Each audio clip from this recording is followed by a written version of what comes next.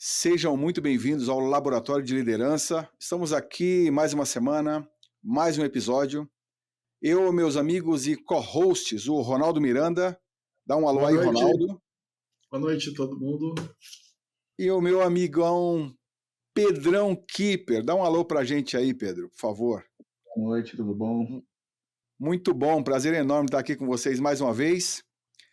E no episódio de hoje eu vou falar sobre um tema que parece simples, talvez algumas pessoas até achem óbvio, mas é desmistificar um pouquinho algumas das siglas que a gente costuma usar no dia a dia e até em alguns episódios aqui, mas eu percebi o seguinte, às vezes a gente acha que é tão óbvio que não precisa explicar e não é tão óbvio assim. Aparentemente muita gente não sabe do que a gente está falando. Num dos últimos episódios que a gente falou sobre planejamento estratégico, por exemplo, Ronaldo, você mencionou que um bom planejamento estratégico ele termina com um DRE detalhado. E, embora seja uma sigla comum para alguns, eu acredito que a maioria esmagadora de donos de pequenas e médias empresas nem sabe o que é um DRE. Então eu gostaria de começar por aí, para a gente começar desmistificando o que é um DRE, e depois a gente dá sequência. Beleza, boa noite então. Eu acho que o tema de hoje é legal porque a gente pode discutir não só siglas, mas conceitos, e alguns até simples, que não precisa de sigla, que o empresário, principalmente pequeno e médio, acaba negligenciando quando está analisando o seu próprio negócio e o investimento no seu próprio negócio. Então, o DRE nada mais é do que uma fotografia, é um relatório que você faz, e eu vou resumir ele para a gente não ficar decorando siglas. Receita, menos o custo da mercadoria, menos despesas variáveis, menos despesas fixas, aí você tem uma linha de corte aí de resultados. Nesse resultado, normalmente você paga imposto, né? E depois do imposto sobra o lucro líquido, né? Então, basicamente, são poucas linhas. Quanto você fatura, quanto custa para você faturar, não importa se é serviço ou produto, a gente chama de custo da mercadoria vendida, o CMV.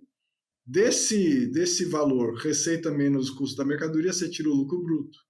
Aí você começa a bater as despesas variáveis, comissão, transporte, etc. As despesas fixas, aluguel, tudo que é fixo, tudo que você paga fixo. Folha de pagamento do pessoal da administração e aí vai. Acabou, tirou isso daí, sobrou margem de contribuição. Em cima disso a gente paga imposto. Né? Quem paga, né? Todo mundo que paga imposto, aí você paga imposto de renda, a contribuição sobre o lucro líquido, e aí o que sobra é o que você põe no bolso, que chama o lucro líquido. Então, a primeira coisa que o empresário tem que entender são essas poucas linhas, simples assim, que todo mundo chama de DRE, né? Então, tem o DRE contábil e o DRE gerencial. Qual a diferença dos dois? O DRE contábil depende de como o contador classifica as compras. O DRE gerencial, você aloca as compras de acordo com as vendas. Vou resumir. Quando eu compro um caminhão de areia para fazer uma obra, e esse caminhão de areia dá para fazer 2 obras, a contabilidade vai considerar a compra do caminhão naquele mês. Então, no DRE contábil, eu tenho normalmente impacto diferente. Já no gerencial, eu posso usar que no mês 1 eu fiz uma obra, usei meio caminhão. Então, eu vou alocar meio caminhão só como custo da mercadoria. Então, é só para simplificar.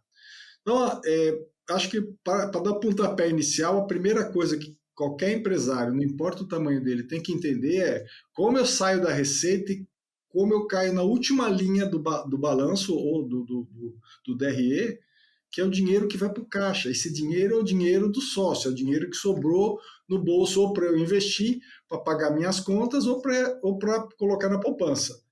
Esse é o primeiro passo do bate-papo de hoje, a gente vai voltar nele. Legal. Só para esclarecer para quem estiver assistindo, quando o Ronaldo falou de última linha, você vai ouvir muita gente falando de bottom line. Bottom line é essa última linha que é o que sobra no final, que aí você pode decidir como utilizar.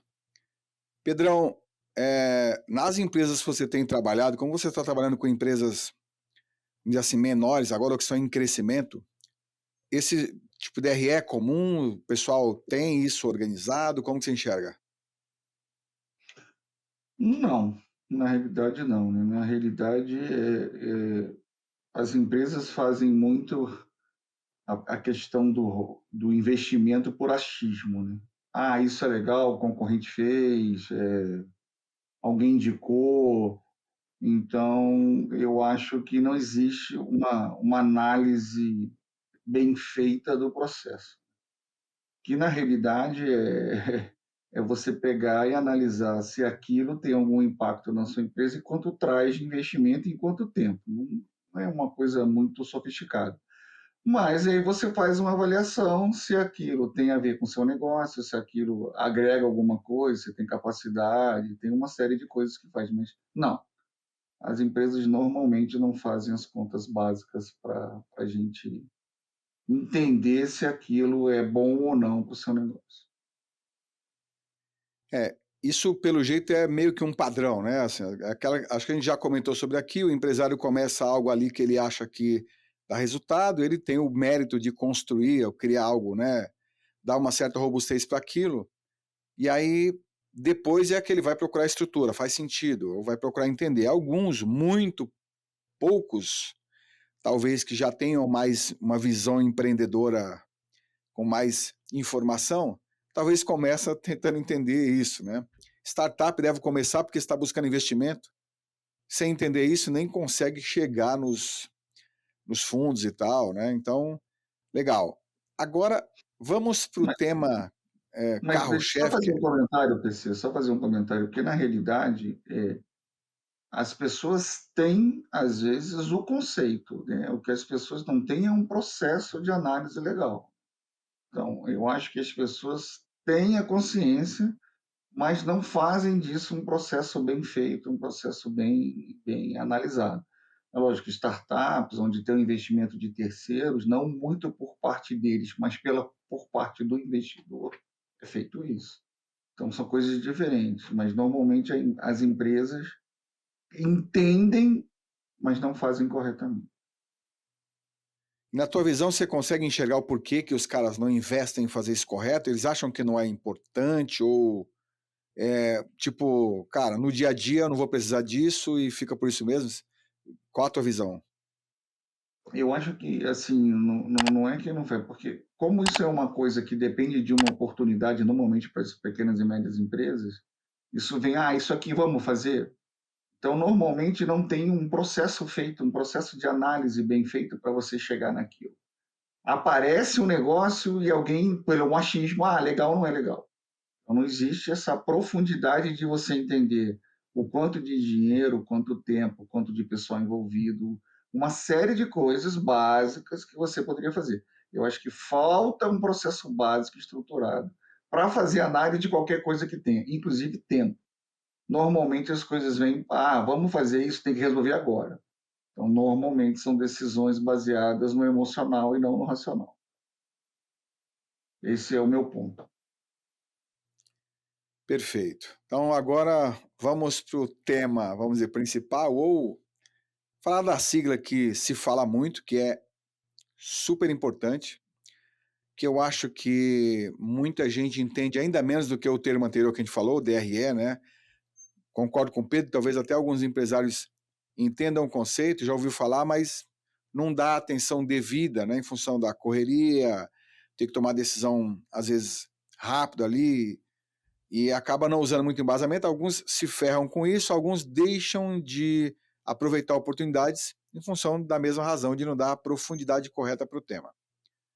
Mas aí tem outra sigla que é muito utilizada, e aí o mercado financeiro utiliza, os empresários, né, de produtos digitais têm isso já mais conceituado, não sei se profundidade, mas eu quero que vocês me expliquem, que a gente discuta um pouco aqui sobre o tal do ROI, ou é a sigla em inglês para Return Over Investment, né, que é o retorno sobre o capital investido. Eu queria que vocês me conceituassem um pouco e explicassem de uma maneira mais clara, né, simplificada assim, para quem está assistindo conseguir entender melhor o que é o tal do ROI. Ó, eu vou tentar ser bem didático no nível básico. Retorno de investimento é assim: eu tenho 10 mil reais, vou colocar em alguma coisa que vai gerar lucro em cima, ou seja, ao final de um período, eu tenho que ter os meus 10 mil reais e mais um adicional em dinheiro que foi fruto desse investimento. Né? Comprei uma carroça de pipoca. Gastei 10 mil reais nela, vou trabalhar e ao final de 3 anos eu quero ter acumulado uns 20 mil além dos 10. Né? Então, retorno de investimento nada mais é do que o dinheiro que virá de um investimento que você vai fazer. E como é que a gente compara se vale a pena? Eu tenho 10 mil reais aplicado no banco na poupança, que dá 0,6% ao mês. Estou só com uma hipótese aqui. Se eu for tirar o dinheiro da poupança, comprar a carrocinha de pipoca, vou trabalhar que nem um camelo, e chegar no final de 2 anos eu vou ter menos que a poupança, o retorno sobre o investimento é negativo. Né? Lógico, estou falando de uma maneira simplória, mas se o DRE pouca gente, até que entende o conceito, consegue usar, retorno de investimento é um negócio, mesmo para pequenos negócios, muito sofisticado de você fazer o cálculo, saber exatamente como. Por quê? Porque ele não envolve só o dinheiro que você colocou, ele envolve tudo isso, e o DRE é uma peça fundamental para você fazer análise. Por quê? Se eu não tenho DRE, eu não sei quanto EC estou tendo lucro líquido, a última linha, né, bottom line, como falou o PC, e o que remunera o meu capital é o bottom line, não é a margem bruta. Então o Pedro falou aí, o cara se anima, nossa, eu estou aqui, a margem bruta desse negócio é 50%. Aí o cara fala, está aplicado a 0,6 na poupança, margem bruta de 50%, só que ele não fez o DRE, ele não alocou os custos devidos, e aí ele não percebeu que o bottom line dele, ou seja, o lucro líquido, é 0,4, menor do que a poupança, e na poupança eu tenho 0 risco. E para fazer uma analogia, por que está todo mundo criticando a taxa de juros no Brasil a 15%? Porque vou repetir, poucos negócios dão 15% ao ano. Poucos de lucro líquido. Então, é um inibidor. Eu, como empresário, eu, como investidor,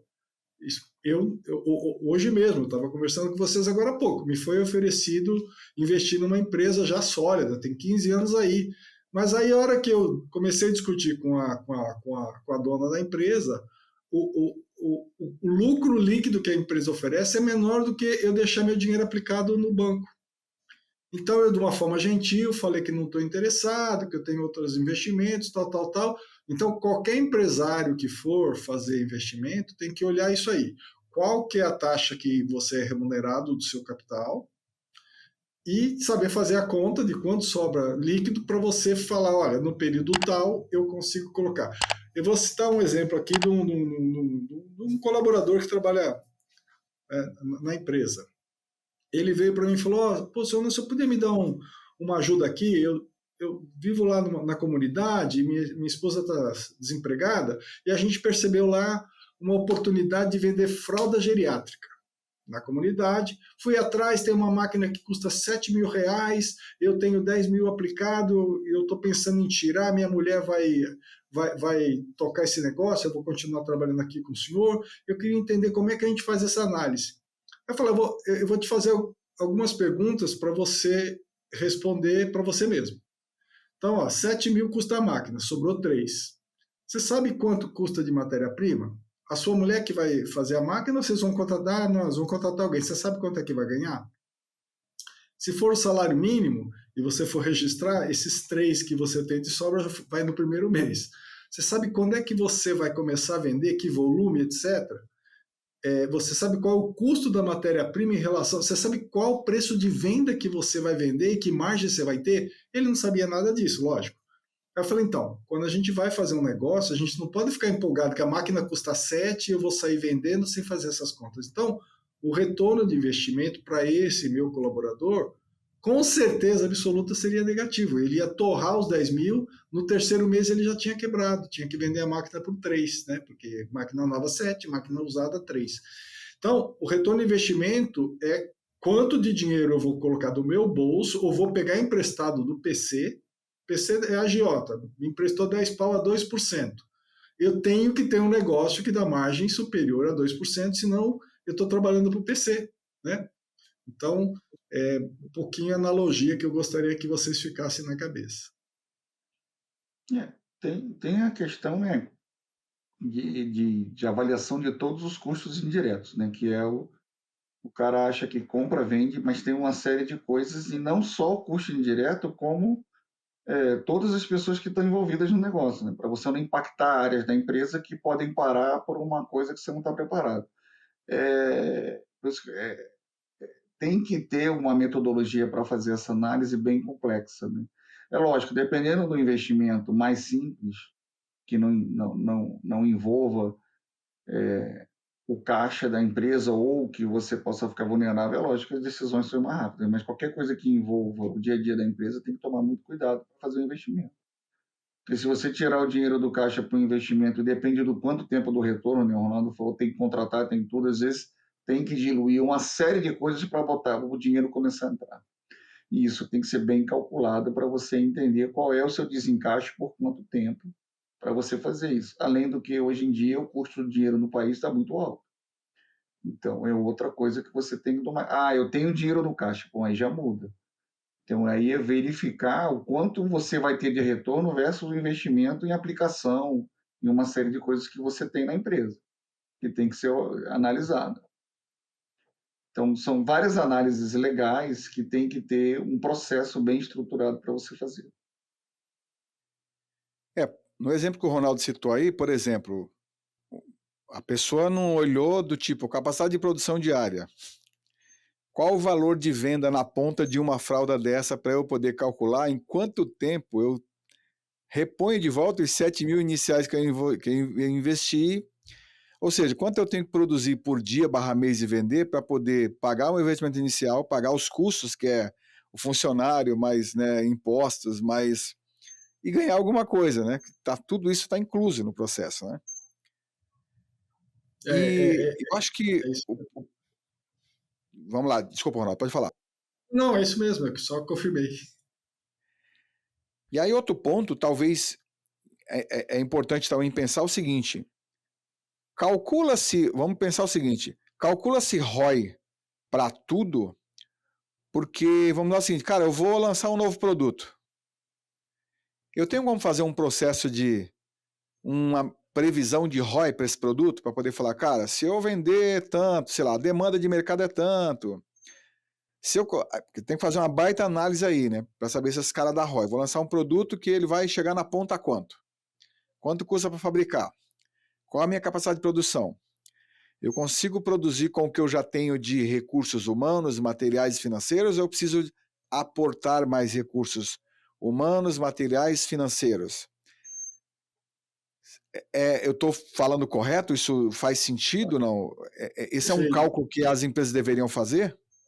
Perfeito, né? Toda empresa bem estruturada, para qualquer produto que ela vai lançar, ela tem que fazer o retorno de investimento, porque se é um produto vegetativo, né?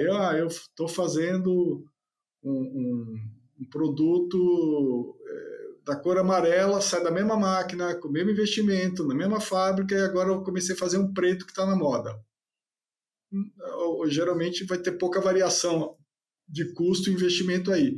Não, eu estava fazendo um sapato e agora eu vou fazer um chinelo. Não, chinelo é outra máquina, talvez possa usar a mesma máquina, mas é outro molde, eu tenho que desenvolver matéria-prima, etc. Por menor que seja o investimento, ele existirá. Se vai existir algum investimento, eu tenho que fazer análise se esse investimento é é interessante e vai ter o retorno que eu quero. E o Pedro mencionou um negócio importante. Às vezes, o empresário tem dinheiro em caixa. Você mesmo, o PC falou de um outro dia aí de um cliente que você mentora aí, que ele fatura um certo valor e que ele se orgulha de nunca ter recorrido a financiamento. E aí eu vou dar um prisma que pouca gente tem. Lógico que é legal, né? A gente investir o próprio dinheiro e não depender de banco, porque banco, além de cobrar uma taxa de juros, ele normalmente coloca você numa situação de que você tem que dar garantia. Então, é uma situação incômoda. Porém, a maioria dos grandes negócios são alavancados em cima de financiamentos. Por quê? Porque essa conta do retorno de investimento, do ROI, é feita, vou lançar um produto, um notebook XPTO. Eu preciso de 100 milhões de reais. Mesmo que eu tenha isso no meu caixa, eu vou analisar para usar o dinheiro dos outros. O banco está aí para isso, né? Os financiadores estão aí para isso.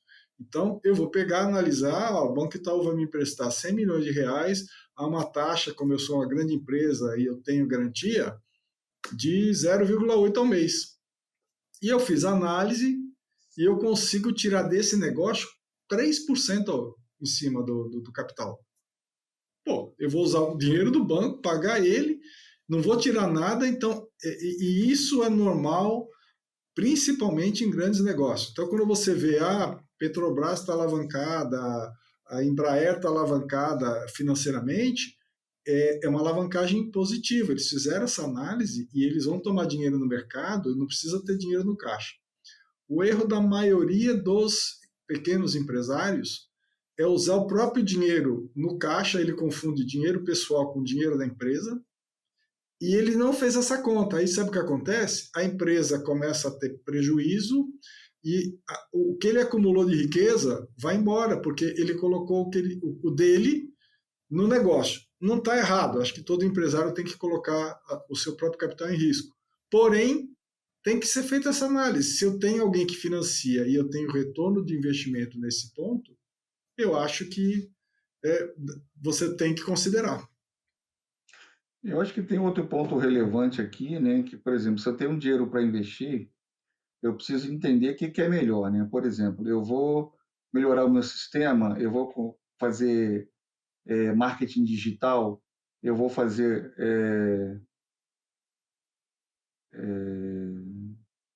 um investimento no vendedor. Então, ele precisa entender qual é o melhor custo para a empresa. Então, esse tipo de... Os três são importantes, né? Ou 4, eu vou investir no CRM, então, tudo vai dar impacto na empresa, mas normalmente você não tem dinheiro para tudo, né? Então, essa análise é uma análise bem legal para você fazer. Como é que eu vou... Onde é melhor eu investir o meu dinheiro e onde traz o retorno mais rápido? E isso precisa de muitos dados e muitas informações para você chegar a essa conclusão. E aí, cada uma dessas contratações, por exemplo, o vendedor tem um tempo de dele entender a empresa, entender o que ele vai vender ou fazer algumas coisas. O CRM tem um tempo de implantação, tem um tempo de tudo. Eu vou investir no marketing digital, existe uma série de coisas que ele vai andando, né? O marketing digital, você vai fazendo investimentos, ele vai crescendo, então tudo isso tem que ser avaliado, o quanto o viés, então são coisas que são bem relativas aí e que precisam ter cuidado, né? Sempre vai ter coisa para fazer na empresa, sempre. Cara, e as empresas crescendo, né, que é o que normalmente acontece com empresas bem estruturadas, elas vão precisar tomar decisões. Aonde eu vou investir? A dor do crescimento é uma coisa muito impactante que pode quebrar a empresa. E eu acho que aí tem a ver com isso. Aonde eu vou investir na minha empresa para conseguir que ela consiga ser mais eficiente e continuar crescendo. Eu acho que esse é um ponto super importante o Pedro mencionar, porque a maioria das pessoas pensam no investimento só, vou fazer mais uma fábrica, vou lançar um novo produto, vou contratar engenheiro, mas tem todo um arcabouço de investimentos que são feitos nas empresas. Ele falou em marketing, ele falou em vendas, a gente pode falar num novo escritório porque eu preciso acomodar as pessoas, numa nova tecnologia, um CRM.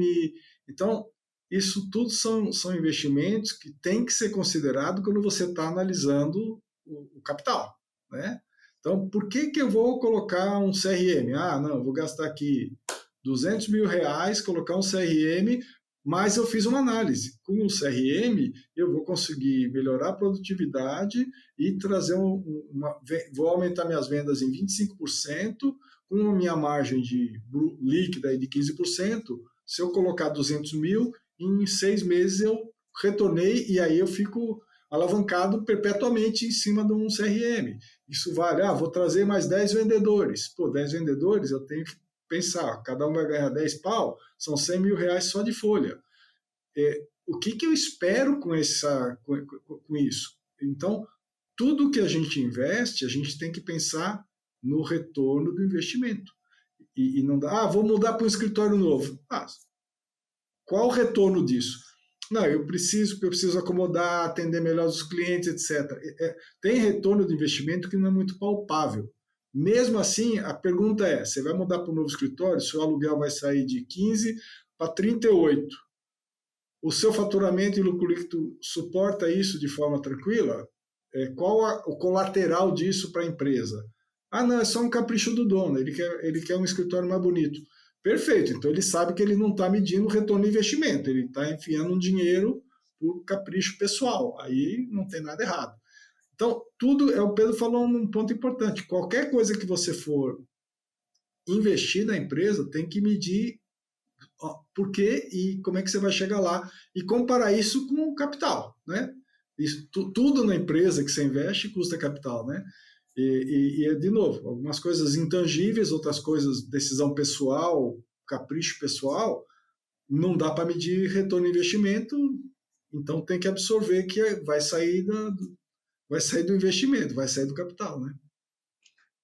Tem outro ponto legal, né, Ronaldo, que até lembro que a gente fez algumas análises com algumas empresas, né, que tem empresas que têm sucesso e que procuram um investidor anjo para investir na empresa, que é um outro ponto legal pra caramba. Mas um cara desse, se você não tomar cuidado, ele toma a sua empresa e você fica sem nada, né? Então tem casos, acho que o Ronaldo tem até casos para contar aí, um pouco mais de experiência, que é um dinheiro bem legal, vai crescer sua empresa, mas se você não olhar o contrato, e é normalmente no contrato que ele te amarra, ele toma a tua empresa, você vira empregado dele, e o seu negócio, a sua ideia, a sua vida, o seu esforço vai para o beleléu, que é uma outra coisa que tem que tomar cuidado quando você vai pegar investimentos, né? Para você ver, o dinheiro fácil é melhor que banco, é juro. Tudo tem que tomar cuidado e tudo você tem que estar bem assessorado. Porque numa dessa você tem uma puta ideia, um puta negócio e você pode ficar sem nada. Eu vou pegar esse gancho aí, PC. A gente não está deixando você falar. Não, vai lá. Tá bom o papo, vai lá. Existem as duas coisas e o Pedro tem razão. Eu infelizmente, já presenciei as duas situações.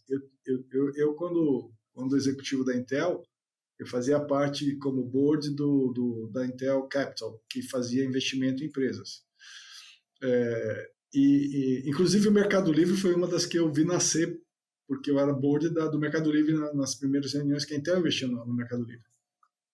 Mas tinha uma empresa no Rio que os caras tinham uma ideia sensacional de fazer gestão remota de data centers.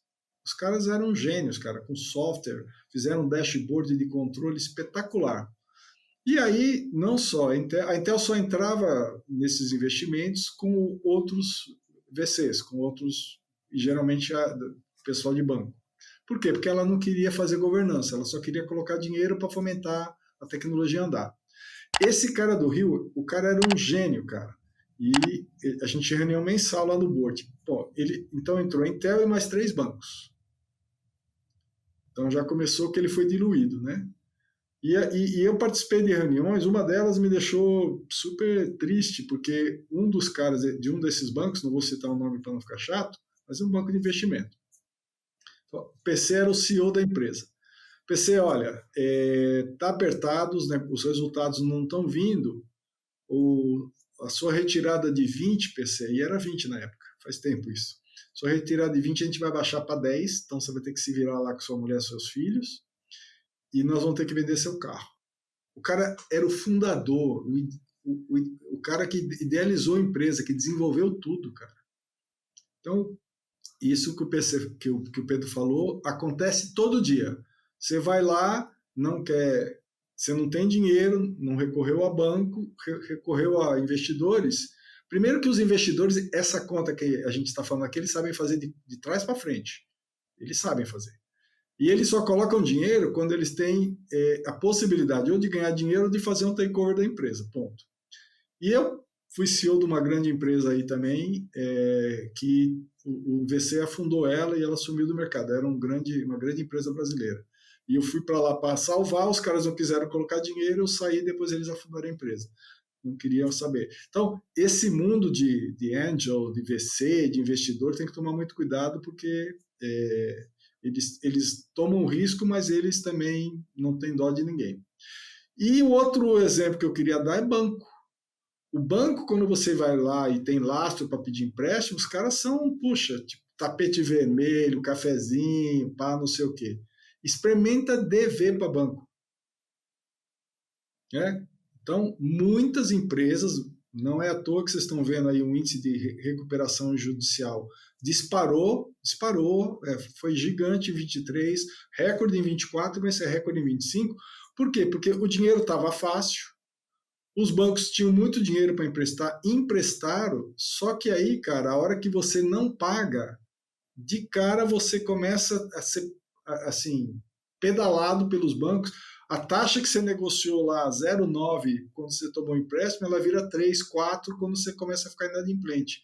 E aí você não tem como pagar, aí encaixota a empresa. Então, esses dois pontos que o Pedro falou é importante. Então, analisar seu dinheiro, o dinheiro do investidor, o dinheiro do banco, é fundamental, e você tem que ter, não garantia, porque negócio no Brasil, principalmente, infelizmente, não dá para a gente garantir que vai prosperar, né? Mas você tem que ter uma boa análise do que você vai fazer com aquele dinheiro. Senão é melhor você não... Esse meu colaborador, eu falei, olha, não é melhor a sua esposa arrumar um emprego? Quanto ela vai ganhar? Um pouco mais do salário mínimo, tal, não sei o quê? Ela vai levar alguma coisa para casa. Se vocês fizerem essa fabriqueta aí de fralda geriátrica, vocês vão gastar todo o dinheiro que vocês acumularam, ela vai trabalhar muitíssimo mais do que se trabalhasse para alguém, e vocês vão ficar assim, começar a consumir o seu dinheiro aqui do seu salário para tentar fazer a bicicleta, e vocês vão quebrar. Aí ele me agradeceu, e aí de vez em quando eu perguntei, e aí, você amadureceu a ideia? Ele falou, não, a gente já desistiu, minha esposa arrumou um emprego. Eu falei, legal. Não que eu não quero que ele prospere, né? Eu queria evitar que ele caísse num buraco, né? E muita gente cai, muita gente cai. Alguns pontos bem interessantes aí. O que o Pedro colocou, eu ia perguntar para ele. Realmente, eu acho que todas as áreas, na verdade, se a empresa é bem estruturada, ela faz esse cálculo para tudo. Preciso contratar mais 2 pessoas para o financeiro, né? Tá. Melhor contratar mais 2 pessoas para o financeiro ou um escritório de contabilidade que vai fazer parte desse trabalho, vai me custar, sei lá, R$500 por mês ou R$1.000 por mês, e eu vou cobrar por contrato. Acho que são raciocínios que têm que ser levados em consideração, né? E quando se fala de investimento em marketing, tem uma outra sigla que é o ROAS, né? Que é retorno sobre investimento em propaganda, que é Return Over Advertisement Spend. Né? Assim, você tem Que é bem uma mais sigla que é... difícil fazer. Oi? Que é bem mais difícil para medir, mas tem como. É mais difícil. Não, isso no digital, eu falo isso porque os caras falam essas siglas como se estivessem falando de café com leite, né? Não, meu cliente meu mediu o ROAS dele aqui, né? Quem ouve fica assim, que foi medir o ROAS do cara, meu? Como é que o cara deixa medir o ROAS dele, né? Porque, né, mais ou menos, você não sabe o que é, se o cara tá te xingando. Então, assim, é importante porque, às vezes, as pessoas passam uma visão de sofisticação falando essas siglas, né? Não, cara, você sabe mesmo que diabo é ROAS ou tu ouviu essa sigla e tá aí repetindo igual o papagaio, né? E um exemplo interessante dentro disso que vocês falaram sobre entender, o Pedro falou isso muito bem aí, de tipo, cara, Você tem que entender onde é o melhor investimento, né? Qual é o melhor lugar para pôr seu dinheiro. Eu lembro de um caso, um amigo trabalhava lá numa indústria fazia tipo sala-cofre, armário de escritório, né? Era uma indústria, cara. Tinha 30 anos de... Um belo dia ele está indo visitar cliente, liga lá a secretária dos donos e falou, olha, volta para o escritório. Eu falei, não, mas tem uma reunião com o cliente. Eu falei, não, todos no escritório até tal hora. Então, os donos reuniram todos os funcionários no saguão lá, no galpão da empresa e falaram, é o seguinte, estamos fechando a empresa, não se preocupem, nós vamos mandar todos embora certinho, vamos pagar os direitos, tudo certo. Pegaram o cara que trabalhava com eles há 25 anos lá, né, um gerente, deram para ele os maquinários e parte do prédio para ele continuar por, 6 meses até ele arrumar outro lugar, deram a empresa pro cara. E eles falaram assim, pô, mas que decisão louca que os caras tomaram? Simples. Veio alguém lá e convenceram os caras a alugar a área da fábrica para um shopping center. Eles fizeram as contas. Cara, o aluguel do negócio para shopping center ia dar o mesmo dinheiro que eles ganhavam com 3 turnos de trabalho, com dor de cabeça de funcionário, processo trabalhista. Eles falaram, fecha. Eles cortaram aquele negócio da paixão. A empresa tem 30 anos. Falaram, não, cara, eu não vou ter dor de cabeça, eu alugo isso para o shopping, contrato de sei lá quantos anos, depois com opção de compra, e eu não tenho mais dor de cabeça. Tomaram a decisão dessa forma, né? Então, eu concordo com o Pedro, tem que ver, às vezes o cara não faz essa conta. Entra a paixão no lugar, o cara fala, não, mas isso aqui é o que criei, do zero, o cara se apaixona pelo produto, né? E depois os caras não fazem conta disso aí. Pô, eu preciso contratar mais funcionário. Eu preciso, vou mudar de prédio, como o Ronaldo falou, vou trocar a mobília de escritório. Tudo isso é investimento que, nesse caso, vai trocar a mobília, entra como ativo, então, né, você tem outra bucha de gestão. Mas a pergunta para vocês agora é, beleza, entendi, isso é super importante, alguns empresários enxergam, mas acabam não aplicando, até porque talvez não consigam enxergar a real importância disso, né, no longo tempo.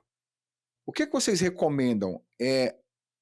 Quem pode aconselhar esse cara? Eu sei que externamente ele pode procurar ajuda e alguém vai aconselhar, mas dentro da empresa, o cara do financeiro, da contabilidade, devia estar aconselhando esse cara, não? Porque o cara só ouve, alguém fala assim, eu vou investir, nós vamos mudar o prédio. O cara fala, olha, olhando para o nosso fluxo de caixa, vou contar para vocês por quê. Na empresa que eu trabalhava, o cara do financeiro fazia isso, tá?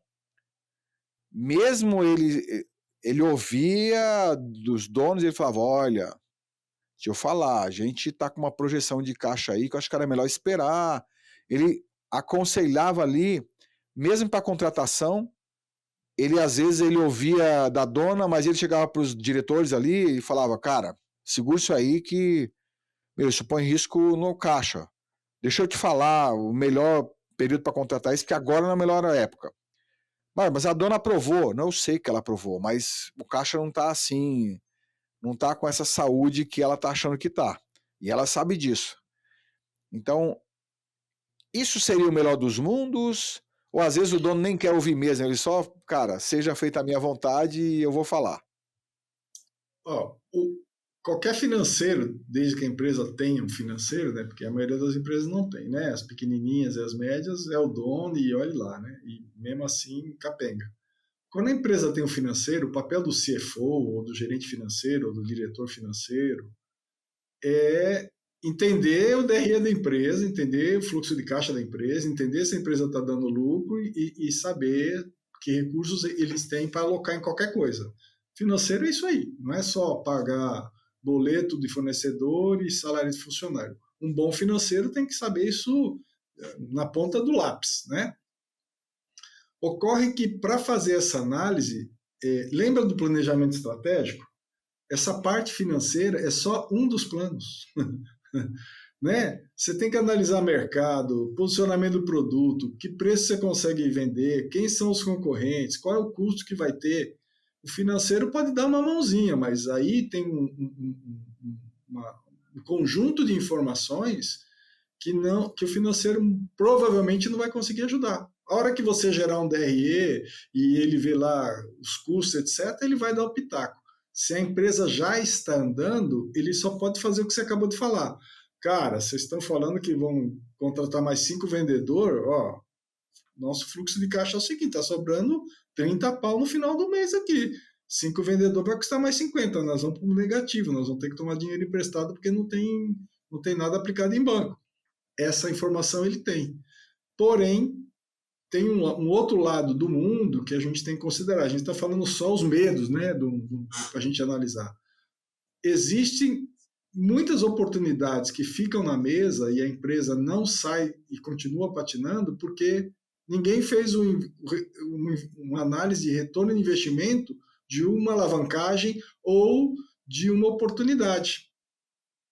Então, por exemplo, eu tenho lá, de novo, a minha fabriqueta lá de caixote que eu uso areia. Pô, se eu estou só fazendo 2 caixotes por mês, mas tem demanda na cidade vizinha que vai consumir mais 15 caixotes, e se eu pegar esse dinheiro ou do meu bolso, ou do investidor, ou do banco, e eu vou vender, dos 15 eu lá vou vender 8, pô, mais do que eu quadrupliquei o tamanho da minha empresa, né? E é lógico, eu vou fazer todas as contas, mas muitas coisas deixam de acontecer também porque o empresário, o empreendedor não faz essa conta. Nós trabalhamos numa empresa que tinha muito capital e que testava bastante. A Samsung era uma empresa que me impressionou. Cara, eu trouxe uma fábrica de 30 milhões de dólares, em 3 meses ela estava instalada em Campinas aqui para fazer notebook. Lógico, toda a análise foi feita. Eu fiz toda a análise de mercado, posicionamento, fiz o meu DRE, mas o cara do financeiro fez o dele e falou: ó, o cara sabe o que está falando. Trouxeram e ganharam muito dinheiro. Esses 30 milhões pagou 10 vezes mais. Entendeu? Então, se não tivesse alguém, que foi eu que marchou, fiquei 2 anos tentando convencer os caras a trazer uma fábrica de notebook para o Brasil. Provei, fiz toda a análise de mercado do concorrente, esse planejamento estratégico perfeito. Saiu DRE, retorno bonitinho. Entreguei na mão lá do cara do financeiro. Na verdade, eu fui discutir isso com o presidente da divisão lá na Coreia. E o cara, a hora que ele viu os números, o cara é o cara treinado. A hora que ele viu os meus números, ele sabe fazer conta, ele sabe analisar. O cara aprovou, eu saí da reunião com o projeto aprovado. Em 3 meses a fábrica estava aqui em Campinas, 30 milhões de dólares. Então a Samsung era uma empresa que me impressionava porque quando você tinha boas ideias e comprovadamente retorno de investimento, eles não tinham dó nem medo de colocar dinheiro. Por outro lado, eu já trabalhei em empresa que tinha excepcionais oportunidades e não queria alavancar, não queria pôr. Empresa americana, por default, não gosta de tomar risco fora do seu mercado. Então, como eu falei para vocês, eu trabalhei em 7 empresas americanas. A grande maioria delas, eu vendi o projeto que, comprovado do jeito que eu queria, os caras não queriam pôr dinheiro no Brasil. E não punham. E a gente perdia muitas oportunidades por causa disso. Então, de novo, existe também a possibilidade de ganhar muito mais dinheiro, alavancar a empresa, triplicar, quadruplicar a empresa, se você fizer isso continuamente, você tiver uma análise de retorno de investimento das oportunidades que você tem de mercado. Eu vou dar um exemplo aqui rapidinho, só aproveitando aqui, voltando um pouco para o dia a dia, né? Então, eu tenho, assim, por exemplo, uma decisão de levar alguns clientes para um evento fora do país e tal, né? Então, você fala, faz toda a análise do investimento, pô, o cliente tem, qual é o potencial, qual é a oportunidade, levanta os custos, fala, pô, realmente tem. E aí a gente pode esbarrar com outras coisas que são intangíveis, só para dar um exemplo como tudo é complexo. Mas vou levar para o cara para o evento. Mas, na minha opinião, aí, a minha experiência que conta, o cara não está preocupado com o evento. O cara está preocupado com a experiência dele. Então, o cara está preocupado, pode parecer até antiético, mas o cara está preocupado em comprar um presente da filha, uma joia para a esposa, um celular para não sei quem, e quer dizer, tá fazer a compra no shopping, o cara quer ver um show, o cara quer ver outra coisa. Isso faz parte do pacote de experiência que tem que ser colocado no processo. Não é dar a passagem para o cara para uma viagem fora. É a experiência dele. E é uma coisa intrínseca que, se eu estou investindo no cara, tem que ter uma contrapartida, né? Isso não pode ser colocado no papel, né? Tem compliance, tem um monte de coisa. Cara, mas o cara, você não está levando o cara só para passear, né? Existe uma troca. Se essa troca, essa experiência for legal, você tem uma chance muito maior de fazer negócio. Inclusive de aproximar a relação, fazer uma série de coisas que é benéfico para ambos os lados. Mas são coisas que não é só financeiro, tá? Existem coisas que são intangíveis que você tem que colocar em determinados casos. É lógico que a análise financeira ela é a principal. Eu tenho a possibilidade de ganhar dinheiro, aí a melhor forma de eu ganhar dinheiro, ou isso se tornar mais produtivo, está em coisas intangíveis que também precisam ser consideradas. Ah, muito legal. Tem um exemplo dentro disso que o Ronaldo falou. Eu conversei com um empresário que faz tempo já, quando estava na Samsung. O cara vendia serviço de impressão só para governo, majoritariamente para governo. Ele falava: eu não uso um centavo do meu dinheiro. Eu ganho uma licitação, pego o contrato, vou no BNDES. E com o contrato eu consigo dinheiro para pagar o projeto. E vou pagando, né, a retirada mensal do contrato, eu vou pagando o banco. Ele falou: não tira um centavo do meu bolso. Então, esse cara tinha encontrado uma fórmula ali que para ele funcionava muito bem e ele, né, conseguia encaixar um dinheiro bom ali no bolso. E o Pedro tem razão com esse negócio. Às vezes não dá para medir o ROI, Pedro, eu concordo. Eu não consigo medir o ROI do evento, da viagem, mas eu consigo tangibilizar de outra forma. Pô, eu tenho pipeline com esse cara. Aliás, eu acho que seria bom a gente fazer um episódio falando só desses termos de vendas, forecast, pipeline, como é que você classifica, né, o lead ali ou a oportunidade em percentual, como é que, pô, em que pé que ela tá? Quando é que eu pressiono o vendedor ou não? Se esse cara está numa fase de fechamento ou não, né?